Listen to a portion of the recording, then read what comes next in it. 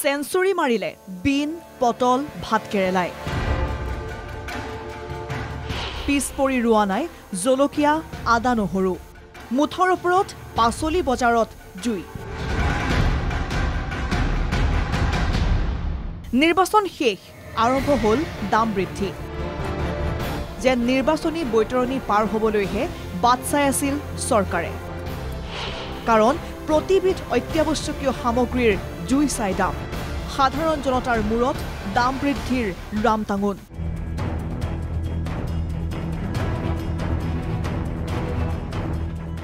পটল প্ৰতি কিলোৰ দাম 100 টকা নিৰ্বাচনৰ পূৰ্বে সেই পটলৰ প্ৰতি কিলো দাম আছিল 70ৰ পৰা 80 টকা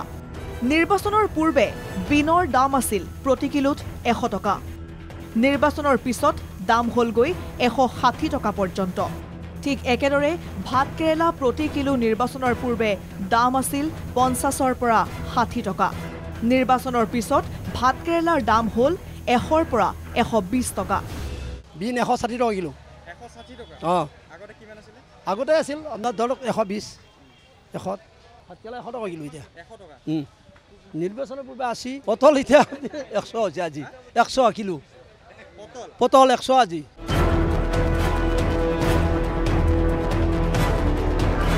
কেৱল হিয়াই নহয় জিকা আছিল 40ৰ পৰা 50 টকা আৰু সেই জিকাৰ দাম নিৰ্বাচনৰ পিছতেই হলগৈ 100 টকা নিৰ্বাচনৰ পূৰ্বে আলুৰ দাম আছিল 25ৰ পৰা 30 টকা পিয়াজৰ প্ৰতি কিলোৰ দাম আছিল 30 টকা আৰু সেই পিয়াজৰ দাম নিৰ্বাচনৰ পিছত হল 80 টকা 40ৰ পৰা 50 টকাত বিক্ৰী কৰা লেচেৰা নিৰ্বাচনৰ পিছত হলগৈ 80 টকা মুঠৰ ওপৰত দাম মানে প্ৰতিবিধ খাদ্যবস্তুৰ জুই চাই দাম জিকা আগতে আছিল আপোনাৰ 40-50 সেয়া আছিল এতিয়া 100 নহৰু কিলো এতিয়া আপুনি ভাল নহৰু কিলো আপুনি 220 টকা কিলো আদা আপুনি লাগব 200 টকা কিলো কিনবা জলকীয়া যেটো 100 টকা কিলো বজাৰ কৰিবলৈ গৈ সাধাৰণ ৰাইজৰ প্ৰতিক্ৰিয়া এনে ধৰণৰ নিৰ্বাচনত ৰাইজে চাইছে চৰকাৰে এতিয়া ৰাইজক চাওক কিন্তু দাম বৃদ্ধিৰ ওপৰত নিয়ন্ত্ৰণ নাই চৰকাৰৰ তেওঁলোকে নিৰ্বাচনী বৈতৰণি পাৰ হ'বলৈ দুটামান বস্তুৰ দাম কমাই দিবই সিলিণ্ডাৰৰ দাম কমাইছিলে পেট্ৰলৰো দাম কমাইছিলে পাৰ হ'ল আগন্তুক 5 বছৰ চাই থাকক ৰাইজে সমস্যা সৰ্বসাধাৰণ মানে সৰ্বসাধাৰণৰে মধ্যবিত্তখিনিৰে সমস্যা হৈ যায় ৰাইজৰ অকল ভোটটো খুজিলেই নহয় বাকী সমস্যাৰ সময়ত মানুহক যদি আহি অলপ সকাহ দিয়ে সকলো ৰাইজে ভাল পাব ঋণ লৈ চৰকাৰ চলিছে আৰু সেই ঋণৰ বোজা আমাৰ ওপৰত জাপি দিছে ঋণৰ বোজা মাৰিবৰ বাবেই চৰকাৰে দাম বৃদ্ধিৰ পন্থা হাতত লৈছে এই মন্তব্য এগৰাকী গৃহিণীৰ আমিতো পঢ়িছোৱে আমাৰ ল'ৰা ছোৱালীটো পঢ়িছে নাতি পুতিলৈকে মানে এই ধাৰত ডুবি থাকিব লাগিব কাৰণ আমি টেক্স দিব লাগিব টেক্স নিদিলেতো নহ'ব নহয় আমি গৃহিণীবিলাকে কেনেকৈ ঘৰখন চলাম তেখেতৰ তেলৰ দামকে চাবনে শাক পাচলিৰ দামকে চাবনে দাইলাৰৰ দাম চাবনে একোৰে দাম মানে এৰা নাইকা চবতে দাম বঢ়াহে আছে কাৰণ তেখেতে হৈছে এখন ব্যৰ্থ চৰকাৰ দাম বৃদ্ধিৰ পিছতেই জাঙুৰ খাই উঠিছে বিভিন্ন দল সংগঠন কৃষক মুক্তি সংগ্ৰাম সমিতিৰ সাধাৰণ সম্পাদকৰ দাম বৃদ্ধি প্ৰসংগত প্ৰতিক্ৰিয়া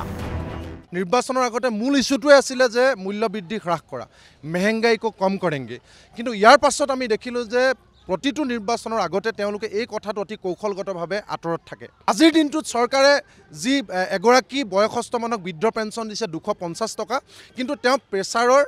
টেবলেটৰ ফাইলটোৰ দাম হৈছে 380 টকা গতিকে নিজৰ প্ৰেছাৰৰ ঔষধটো নাপায় বৃদ্ধ পেঞ্চনৰ 250 টকায় আজি অৰুণোদয় টকাৰে যদি এঘৰ মানুহত এটা গুৰুতৰ অসুস্থ ৰোগ আছে তেতিয়াহ'লে সেই টকাৰে ঔষধখিনি নাপায় বজাৰ নিয়ন্ত্ৰণৰ ক্ষেত্ৰত জিলা প্ৰশাসনৰো নিৰ্লিপ্ত ভূমিকা আছে যোগান বিভাগৰ দৰে এটা বিয়াগুম বিভাগ আৰু যোগান বিভাগে গঠন কৰা টাস্ক ফোৰ্স কেৱল নামতহে আছে বজাৰত একেবাৰে নিষ্ক্ৰিয় সেই টাস্ক ফোৰ্স সেয়েহে যিয়ে যেনেকৈ পাৰিছে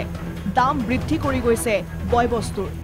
এক প্ৰকাৰ নিয়ন্ত্ৰণহীন বজাৰ লেকামহীন ব্যৱসায়ী যাৰ ফলত সকলো বস্তু চৰা দামত কিনিবলৈ বাধ্য হৈছে সৰ্বসাধাৰণ ৰাইজ